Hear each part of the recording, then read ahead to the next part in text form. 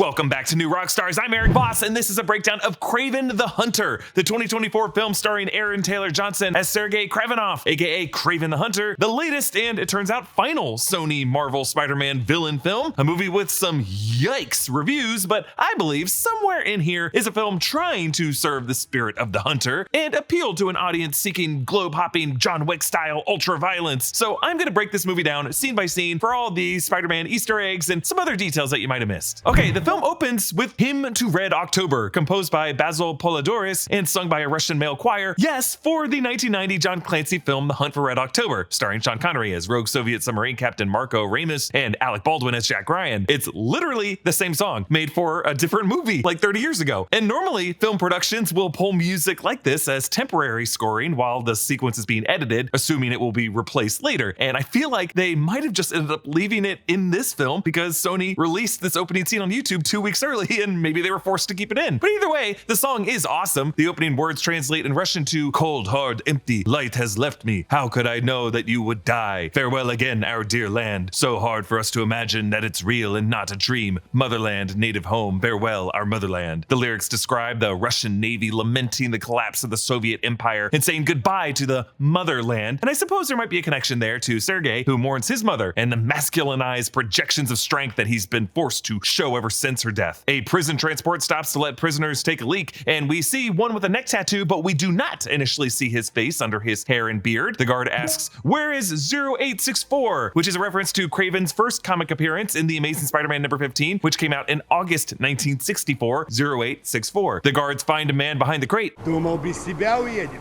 Ты здесь и часа не продержишься. Тебя волки сожрут. Since we see the real prisoner 0864 later, that means that in these very few minutes, Sergei has killed the real prisoner and buried him in the snow. I hope that prisoner deserved it, Kraven. And we see how not only will Sergei survive longer than an hour, the wolves will know not to challenge him and come for them instead. Sergei gets processed and meets this scary looking roommate saying that he can take his best shot 1 minute after 3 days. In the exercise yard, 2 prisoners tell him to leave the weight bench and he lifts both of them plus the weights, which I'm sure Aaron Taylor Johnson did practically. I mean, have you seen that guy? And he slips out from under the bar, causing it to crack the concrete.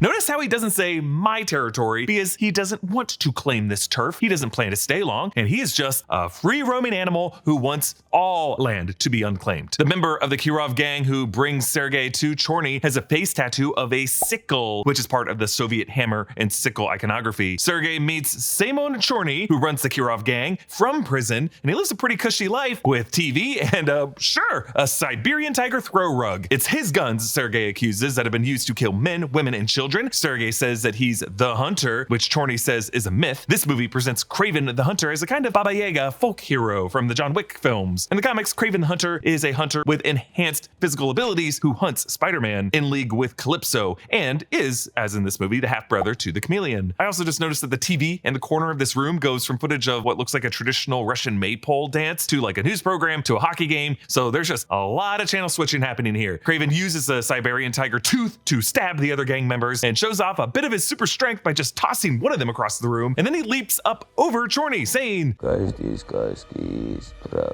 Kraven escapes, and he does some Spider-Man-esque escape parkour to the upper levels, and this shot right here is insane because Kraven bends the ceiling bars that he hangs from. So what are his feet touching to apply Newton's third law to do this? Like, yes, there was a wall near his feet, sure, but physically, how could he hang from a grate and bend it from below while nothing would be supporting him from beneath? Like, I don't care how super strong he is. This doesn't even pass a simple eye test. And it might also be because look at the floor beneath Aaron Taylor Johnson. I'm pretty sure this is VFX animation, including the guard. Please look closely. That guard's feet begin to overlap with the wall behind him and don't really seem to be touching the floor. Oh boy. So Kraven moves so fast that he slides through the snow, dodging the bullets, and he parkours over the walls and then sprints across the tundra into a giant snowstorm, planning to lose them, with visuals looking similar to the way Furiosa loses her pursuers with the sandstorm in Mad Max Fury Road. But then Kraven sees one of the wolves he was warned about before in this snow flurry, and his eyes glow gold as he connects with this wolf, who then turns away, and instead the wolves attack the other Russian guards. Now, Kraven is not known to talk or really even commune with animals this way in the comics, but he is considered something of like an alpha predator with animalistic instincts and the ability to like sense his prey. So I suppose this is like him using just kind of a mystical eye contact to let animals know who's in charge. Like, I think we as humans just assume that all animals can kind of talk to each other in some secret language, and they're having a lot of goss at zoos, apparently. So Sergei boards his getaway plane, flown by his friend Nelly, and takes off, giving us a customary shirtless shot and wipes off the fake tattoo, while the Russian prison guards find the real prisoner 0864 half buried in the snow. I like how they can ID him immediately just by looking at that skull neck tattoo. It'd be like, oh yeah, that's that guy. There's a flash of a lion roar on screen as Kraven the Hunter text fades from black. We flash back 16 years earlier, finding ourselves at the St. Michael's Academy in upstate New York, where a young Sergei Kravenov, played by Levi Miller, and his half-brother Dmitry, played by Billy Barat, are students here, but their father, Nikolai Kravenov, played by Russell Crowe, picks them up and tells them that Sergei's mother has taken her life. He takes them to northern Ghana on a big game hunt. This film shot mostly in Iceland, near the Lake Mývatn Natural Park. I'm sorry, I mispronounced that, I know, under a working title of Safari. And you will notice these scenes set in Ghana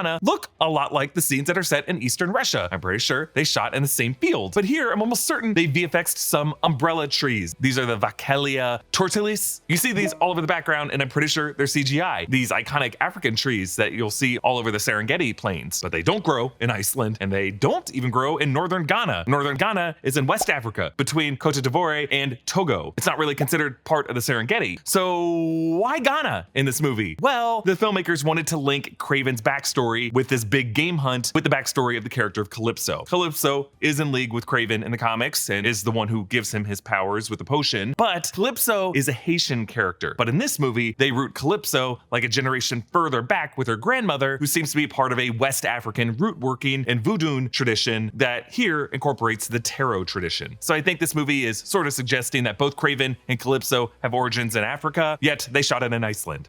Okay, so young Calypso, played by Diana Babnikova, plays with tarot cards while she's warned by her grandmother. And hey, big thanks to Agatha all along for teaching Marvel fans a bit about tarot. This first one that she flips is the Death card, which when facing upright means transformation, endings, change, transition, letting go, release, which is something both she and Sergei are about to go through. Then her grandmother walks her through it, flipping the first card to be the Subject, being the High Priestess, which when facing upright means intuition, sacred knowledge, divine feminine, and the subconscious mind, obviously referring to Calypso's role in all this. Then the Situation, the Tower, which upright means disaster, destruction, upheaval, trauma, sudden change, and chaos. And then for the outcome, Strength, which depicts a lion on the card, and upright means strength, courage, persuasion, influence, and compassion. All these correctly predict what is about to happen when Calypso meets and saves Sergei after the lion attack, a dramatic change that results in strength for both of these characters in a way. The grandmother gives young Calypso a potion that was passed down through their family, marked with this symbol for the spirit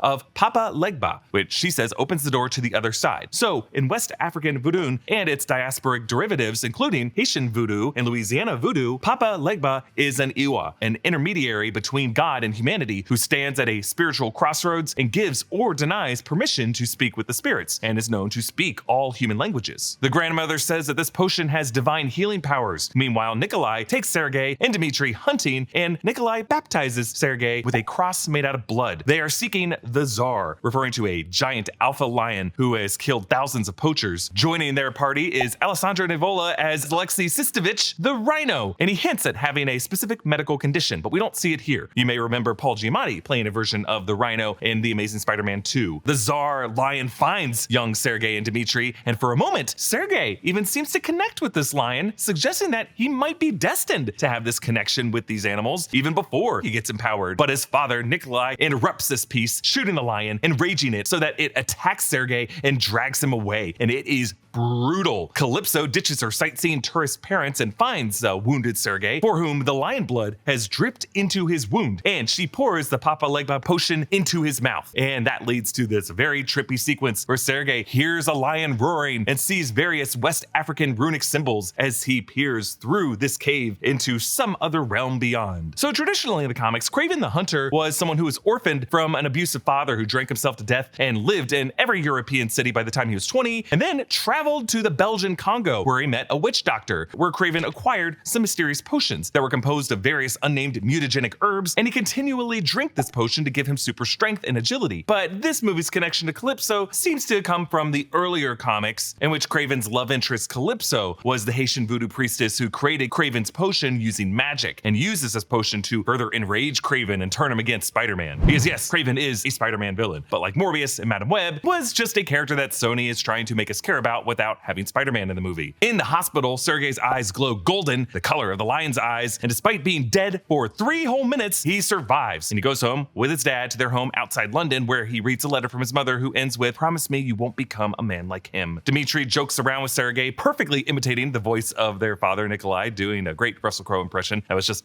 done with Russell Crowe's audio coming out of this kid's mouth. And this is a running bit that sets up his turn as the chameleon. Nikolai tells Sergei that he wants him to be strong, to take over his organized crime syndicate, showing him that he caught the Tsar lion and stuffed his head and mounted it on the wall. But Sergei decides to run away, collecting multiple passports and finding Calypso's potion bottle with the Papa Legba label frayed. Sergei apologizes for leaving his half-brother Dmitri with Nikolai, but he travels to far eastern Russia, the area where they would camp with their mother. There is a stampede of bison, and Sergei connects with one of these bison with a broken horn, further confirming to him that he now has some mystical connection to animals and that there must be poachers in the area who are severing these horns, but this one got away. Sergei finds the specific camping grounds that he and Demo and his mother spent time in and finds this broken dome structure that he will later turn into his home compound. He applies his magical ability to zoom magnify at a far distance and sees a group of poachers killing bison. Here, Sergei makes his first kill, an older and a younger hunter. I don't know why, but if you shout my name in a quiet room, I might not hear you. But if I'm trying to fall asleep and there's like a weird dripping noise 3 rooms away, that's all I can hear. Tiny noises used to ruin my sleep every night until I got a pair of Oslo's sleep buds. Oslo's sleep buds are designed to comfortably block out sleep disrupting sounds and replace the noise with anything you'd like to stream. I'd show them to you, but I brought them home to try them out after we started working with Oslo last month, and I liked them so much I could not risk leaving them at the office. Precious!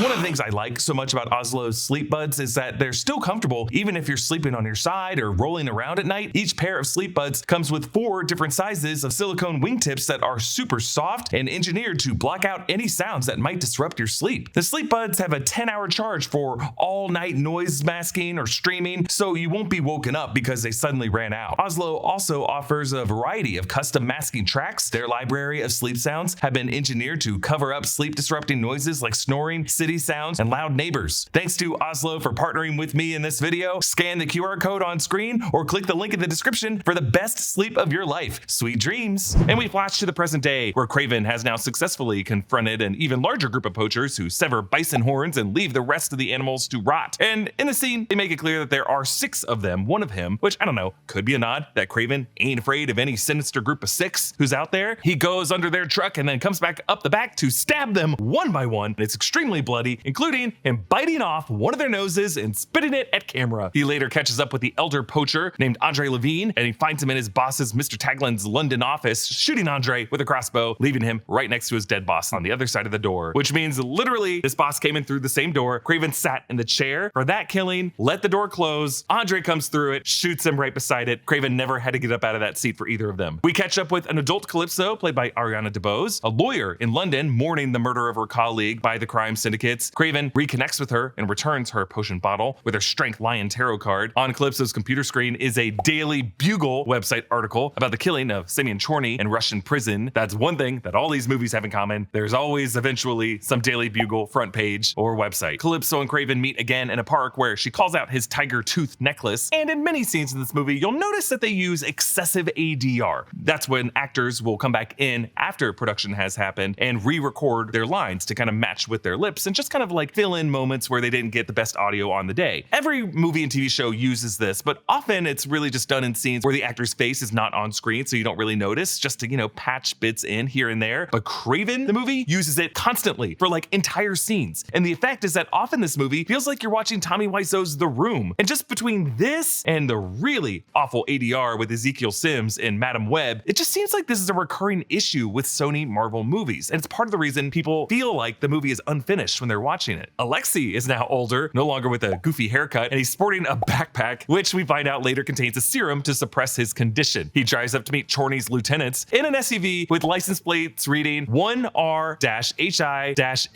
Yeah, saw what you did there. Alexei shows them what happens when he disconnects the serum and his skin turns into pachyderm, bumpy, and gray. So the Rhino was introduced in Spider-Man number 41 in 1966 as a Russian thug who undergoes an experimental procedure to attach a polymer to his skin that gives him this artificial skin layering and super strength that he uses to fight the Spider-Man and characters like the Incredible Hulk. These thugs try to shoot Alexi, and lucky for him, don't aim for the head, and his rhino skin stops the bullets on his chest. And 2 of them die, and he ends up with one of them, essentially absorbing all of Chorney's crime organization. We catch up with Dimitri, now played by Fred Hetchinger, singing in a club, and he does a perfect vocal imitation of Harry Styles singing Sign of the Times. Nikolai compliments his skill at singing like Tony Bennett, saying he has voice like chameleon. So in the comics, Dimitri Smerdrakov, the Chameleon, first appeared in The Amazing Spider-Man #1, March 1963, the first antagonist to Spider-Man. He is a master of disguises who's known for his ability to impersonate virtually anybody. But this movie will do something slightly different with his origin story. Nikolai is meeting with Alexi's new recruit, and it's a setup for an assassination attempt. Nikolai survives. After this gets back to Alexi, Alessandro Nivola does this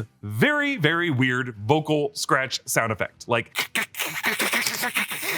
and I don't know what was going on with that take, but everyone in my theater started laughing, and I don't know if it was intended to be funny, but it is very, very funny and very weird. We meet the Foreigner, played by Christopher Abbott. So the Foreigner first appeared in Peter Parker, The Spectacular Spider-Man #116 in July 1986, an expert assassin and mercenary. Here he's a different kind of mercenary and Alexi's employee who has a near supernatural ability to like entrance the target and then move with super agility as he counts to 3, and then he just like appears behind them and he's like, haha, and shoots them. Again, very weird. Sergey reunites with Dimitri for his birthday, and they go out for dinner, and there's this great moment where Sergey smells the perfume on a couple, realizing it's not being worn by the girl, but is on the guy's clothes, outing him as a cheater. Nikolai joins them for the birthday dinner, clapping Dimitri's face, and we later learn that Nikolai intentionally joined them for this dinner to give like one last goodbye to Dimitri because he has already set up the kidnapping of his own son, which happens the next morning. Sergey only misses it because he has to sleep outside because he's being haunted by his mother's mental illness. And again, we hear her lullaby. So Dimitri is now kidnapped, and Kraven sets out on a barefoot chase throughout the financial district of London. He tries to punch through the bulletproof glass on the vans and tumbles all over the streets, and it leads to a helicopter where he tries to pull back the helicopter using strength similar to Steve Rogers pulling back the helicopter in Captain America Civil War. They drag him through the Thames, and eventually he's just left in the wake. He returns to his father, where the cigarette the kidnapper has dropped is confirmed to be Turkish. So Nikolai says there's a $20 million ransom on Dimitri, and they have cut off Dimitri's finger, which means, no more piano. Kraven follows the kidnappers to a monastery on the outskirts of Ankara in Turkey. Kraven sneaks in using stealth and a blow dart gun, and one cool shot in particular shows his eyes glowing in the darkness as he steps out to attack. There is a very goofy moment where he just kind of sneaks behind 2 guards on the stairs and perfectly stays behind them whenever they turn around. But the monastery, it turns out, was a trap based on bad intel given to Calypso by someone paid by the Foreigner. So Kraven is nearly killed by an RPG that destroys a monastery. Omir confirms that the Rhino had set them up. Back in London, the Foreigner realizes the toxin on Kraven's blow darts came from crest rosary peas that grow only in a specific region in eastern Russia. He also mentions later that he had a mentor whom Kraven had killed in the past, but it's not specified who this is. Alexi explains to Dimitri from a specific prison video that his brother is the legendary Kraven the Hunter. He also discusses more details about his condition, linking them to a biochemist in New York, Professor Miles Warren, who developed a specific serum to increase strength. Now, Miles Warren is the Jackal, a villain from the Spider-Man comics who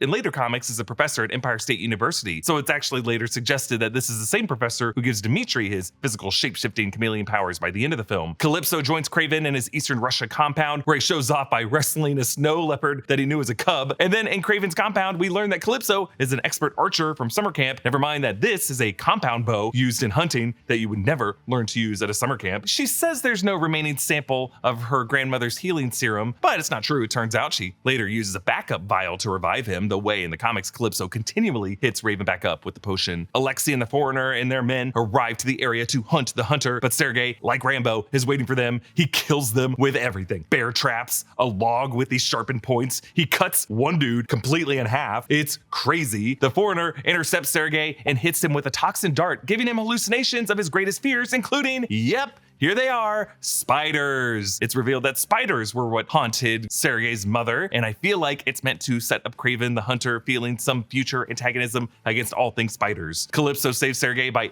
arrowing the Foreigner through the eye. They assume the Foreigner shot and killed Sergey from the gunshot sound, so they flee with Dimitri across the plain, and Sergey manages to catch up to the caravan using that same bison stampede to stop them. Alexei cuts off the serum, which completely hardens his skin and turns him into his full rhino form. Kraven fights Rhino and eventually is able to bring him down, stabbing that hole in his side where the serum goes in. Kraven gets an assist from the stampeding bison to trample the Rhino to death, but Alexi's face goes halfway back human and he says he wishes he never met the Kravenoffs, as in all of them. So Alexi puts two and two together and catches up with his father Nikolai at a campsite where Nikolai owns up to sending the Rhino after him and having his own son Dmitri kidnapped, all in this plot to wipe out his rivals in organized crime. Nikolai always wanted Sergei to work for him, and he came up with this clever way to make him do just that. Sergei says screw that and leaves his father to be killed by a bear, having removed the bullets from Nikolai's gun. And 1 year later, Sergei catches up with his half-brother Dmitri, who has taken over the family business. He does a perfect impersonation of Charles Bradley singing,